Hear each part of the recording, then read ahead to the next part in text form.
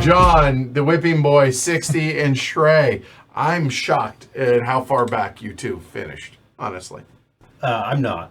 Really? No. It could have been worse. Like, I could have taken that hammer in the second to last round. I don't know why you did. Round. Yeah. I kind of felt like I didn't need to. I felt like I was going to win even if they got the civil disorder. I thought there was a big enough gap to where I had a chance. I was like, maybe. Yeah, and then no. It's just he got too big of a lead. Mm-hmm. You should have given him. I should have played it safe. I should have done. You're right. I should have taken it in the second to last turn or the last turn. But the network was resilient enough that I guess, as much as people may think, well, this just determines the winner, I just showed that. No, you can actually avoid civil disorder even when you get picked on in that regard. So there you go. It's interesting because it's basic Age of Steam. There's really it really is. But that one little thing. MacGuffin. Yep. Yeah, and I ended with like $24 in cash. But even if I had a few less shares, I still don't think it would have been enough. His network was just way too good. And I don't know what I could have done differently, because if I didn't take all those shares, it was a bad spot. Yeah. But yeah, it was fun though. I mean, it's still enjoyable. You got crippled, and I think the secret to not getting crippled is not to have a long network where someone can just chop. Well, sure. If you can manipulate it in such. Yeah. What'd you think?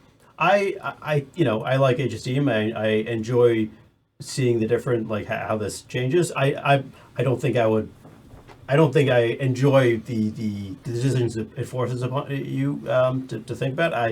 I still, it was a good experience to try it. Look, it was mean, but it didn't feel as ugly as I thought it was going to. I thought it was going to be way more. And I guess theoretically it could have. Well, so it wasn't mean because Martin's links were so good. His role was so good. He was able to kind of shrug it off a little. Getting hit on the last two. If he won it and he slapped it in like, in one of the locations that's good for me, then I'm screwed. Or that would just be punitive, and there's no I would like to think that we wouldn't play with people that do that. Well, no, but like if I was trying to guarantee a win, I could have been a lot meaner. I could have won it in the second to last round or last round, slapped it here. You could have just decimated. Yeah, that is true. And that's the thing. Like, I felt I needed to do that to make sure I could do it in the last round, just for defensive purposes. I put it in a place that I thought was going to affect you somewhat, but you still had good cubes all over the place because of your network. If I let you have it, if you likely take it and you likely put it somewhere that messes with me. So even the 12 points I miss out on because from the shares, I don't know if I make that up in deliveries. Right. On that last that's round. what I was thinking. I understand why he feels that way, because I did kind of threaten him in the third.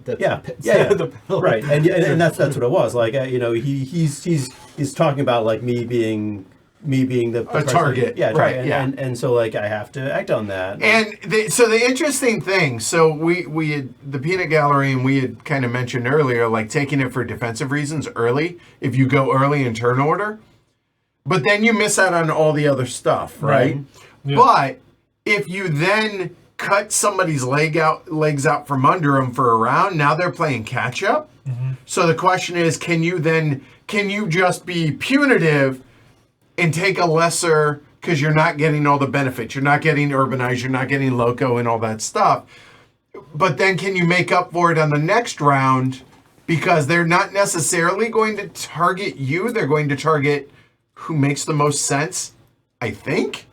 So I think it's actually got a bit of a balance by taking it early, forcing people to take it early, in a sense, defensively, which they then do offensively, but to where it doesn't hurt them. But then on subsequent turns, take the toys or the beneficial things that will help them build their infrastructure. Yeah. I think it's an interesting MacGuffin. Mm-hmm. On the surface, I thought it was just going to be mean just to be mean. Like, I was prepared to just, I expect to get picked on. I was going to try and hold back a little bit so I'm not the target. But honestly, yeah, there was more strategy to it. Right. There is. It feel more than I thought there was going to be, which is a positive. And anytime a game kind of gives me that adrenaline rush of tension, I enjoy that. Right. I definitely had that. It's like, what are you going to do? Yeah. We're like looking at each other. The one thing we didn't see that had me a little bit worried, like when I threw that civil disorder and hurt John, was he's just going to take that black cube and say, "You thought that was a 5 to win?" Yeah, now it's a 1, right? And just I was too. I'll hurt myself a little to hurt you a lot, right? And I think if we were to play this again, I think there would be more of that because now we're. I wouldn't be as punch drunk. Yeah, exactly. Because you're like, oh, I don't even know how to recover from that, right? Yeah, totally. There is an element of this kind of take that in Age of Steam by urbanizing where people want to move cubes through. Sure. I'm gonna put this city, and now you can't. I was irritated there wasn't a yellow city here because I was of course. Yeah. Yeah. When the yellow came out, I was like, okay, well now those cubes are safe. They're still only 4s, and that's not great. But yeah, this takes that idea of urbanizing someone's good cubes, and I think it makes it so much more. Yeah, it's almost like an artificial civil disorder. Just cut off their line with an urbanize. Yeah, I thought about that. But at least it's only one turn. Right. Yeah. Whereas if you urbanize, it's permanent. Like that's all she wrote there. Yeah. Yeah. Overall, I'd say good map. Like interesting. Nobody took production, ever. We never ran out of cubes. We didn't, and again, I'm curious. I don't know if I'm curious enough to want to play this at 5, but I mean, it is one less round. Yeah, but it still, is. That's tight. That's real tight. Right. Scores would be depressed. I would say we're all at 5 and 6 loco, right? Yeah, so everybody was at 5 and 6, 2 and 2, 5, 2, 5, 2, 6. Yeah, it's the extra round that's missing. Yeah. That I don't know. Yeah, it's if with 5, production would get called, but it would also be ridiculous out there, and scores would be much lower. I think it played well at 4, and it wasn't, like I said, it was mean, but it wasn't as punitively mean as I thought it would be. Yeah. So well played, you, sir. Well, he was the mean one at the end. Oh yeah. To be honest with you, the most fascinating aspect of the entire game to me, though, was watching you guys like basically have the implied threat of I can drop the hammer. Well, now I need to, and I'm just sitting here like. And there wasn't much war; it was the threat of war. That's, right. I kind of was too, right? Like when we play Age of Steam games, like we all have different strategies. Like Martin Fowler tends to be very frugal, and the amount of shares he takes. I tend to be not frugal at all when I play. I tend to see if there's some action like civil disorder or something great like. What did we have when we played Iceland and it was the ships? Oh god, that was nasty. If I feel it's worth more than a share or two, I'm you're willing to spend capitalist go and exploit that mechanism. And I think they're both valid. Yeah. You guys have shown that the Martins tend to on polar opposites, but tend to do well. So the rest of us clearly need to up our game. Sorry. All right, that's a wrap. If you're a patron, we will be back tomorrow with Cuba Libre.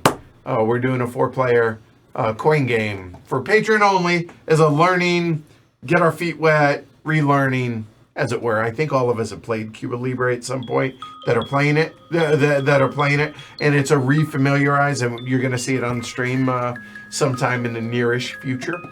And then after that, we have the Spanish for the Burrow, El Burro, on Thursday as well, 3-player. We're going to be streaming that for the public, so that's what you have to look forward to. And more Age of Steam and inventions next week as well. So that's a wrap for tonight. I'm Edward. John. Trey. Martin. Go Canucks. See y'all later. Take care, y'all. Bye. Bye. Hey, thanks for watching, y'all. I know I say that at the end of every video, but that's because I really appreciate that y'all take the time to watch the videos that we create. So if you enjoyed it, and I think you did, then watch a few hundred of those. Don't just watch 1 or 10. do that. Subscribe to the channel if you don't already, and consider supporting the show on Patreon, because you know what? It really does help. Thanks, y'all.